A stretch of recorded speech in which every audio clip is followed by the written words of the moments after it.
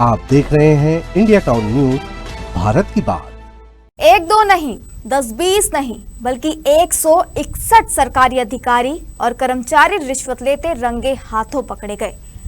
सोचिए, जिन पर जनता के काम करने की जिम्मेदारी है, वहीं अगर फाइल आगे बढ़ाने, जमीन का नामांतरण करने, पेंशन दिलाने या कार्रवाई करने जैसे काम के बदले पैसे मांगने लगे तो व्यवस्था पर सवाल उठना लाजमी है। नमस्कार, आप देख रहे हैं इंडिया टाउन न्यूज और मैं हूं आपके साथ हर्षिता। छत्तीसगढ़ में एंटी करप्शन ब्यूरो की कार्रवाई के आंकड़े एक ऐसी तस्वीर सामने ला रहे हैं जो सुशासन के दावों को कटघरे में खड़ा करती है। इसी अंदरूनी हकीकत को उजागर करते देखिए हमारी खास रिपोर्ट। छत्तीसगढ़ में भ्रष्टाचार के खिलाफ कार्रवाई तेज होने के दावों के बीच एंटी करप्शन ब्यूरो के आंकड़े कई गंभीर सवाल खड़े कर रहे हैं। जनवरी 2024 से मई 2026 यानी पिछले 29 महीनों में एसीबी ने 128 ट्रैप कार्रवाई करते हुए 161 का सरकारी अधिकारी और कर्मचारियों को रिश्वत लेते हुए रंगे हाथों गिरफ्तार किया है। इन कार्रवाइयों के दौरान 45,38,000 रुपए से अधिक की रिश्वत राशि भी जब्त की गई। और सबसे अहम बात यह है कि यह मामले केवल 1-2 विभागों तक सीमित नहीं रहे, बल्कि 27 अलग अलग सरकारी विभागों तक फैले हुए हैं। एसीबी के आंकड़ों के मुताबिक सबसे ज्यादा शिकायतें उन विभागों से सामने आई जिनसे आम नागरिकों का रोजाना सीधा संपर्क होता है। इनमें राजस्व, शिक्षा, पंचायत, पुलिस और नगरीय प्रशासन विभाग प्रमुख है। जमीन का नामांतरण हो या सीमांकन, पेंशन की फाइल हो या बिजली कनेक्शन, लोगों के रोजमर्रा के कामों में रिश्वतखोरी किस तरह सिस्टम का हिस्सा बनती जा रही है, इसकी तस्वीर भी इन आंकड़ों से साफ नजर आती है।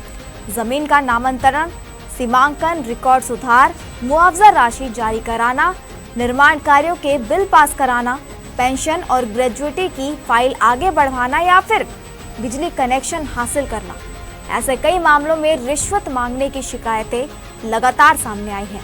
और चौंकाने वाली बात यह है कि भ्रष्टाचार केवल निचले स्तर तक सीमित नहीं है। सिर्फ राजस्व विभाग ही नहीं, पुलिस विभाग से जुड़े मामलों ने भी लोगों को हैरान कर दिया है।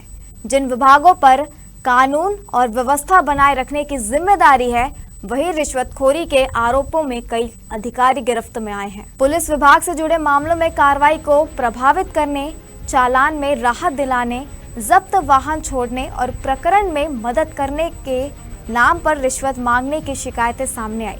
वहीं राजस्व विभाग में नामांतरण, सीमांकन और रिकॉर्ड सुधार जैसे मामलों में लोगों से पैसे मांगे गए। इससे साफ यह है कि भ्रष्टाचार का असर नागरिक सेवाओं के लगभग हर क्षेत्र में महसूस किया जा रहा है। रिश्वतखोरी के मामले में सूरजपुर, सरगुजा, रायपुर, रायगढ़, मुंगेली और बिलासपुर जिले प्रमुख रूप से सामने आए हैं। वहीं विभागों की बात करें तो राजस्व, शिक्षा, पंचायत, पुलिस और नगरीय प्रशासन भ्रष्टाचार के मामलों में सबसे ज्यादा चर्चा में रहे हैं।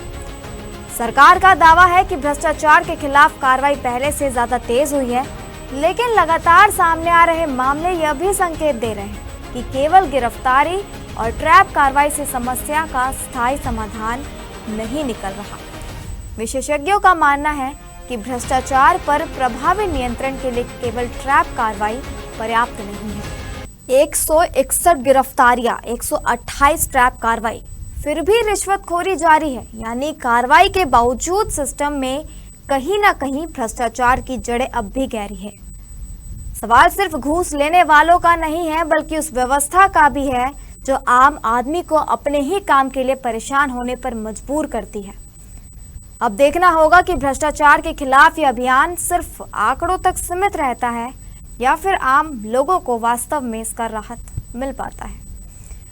इस उम्मीद के साथ फिलहाल इस रिपोर्ट में इतना ही। मुझे दीजिए इजाजत और आप देखते रहिए इंडिया टाउन न्यूज, भारत की बात।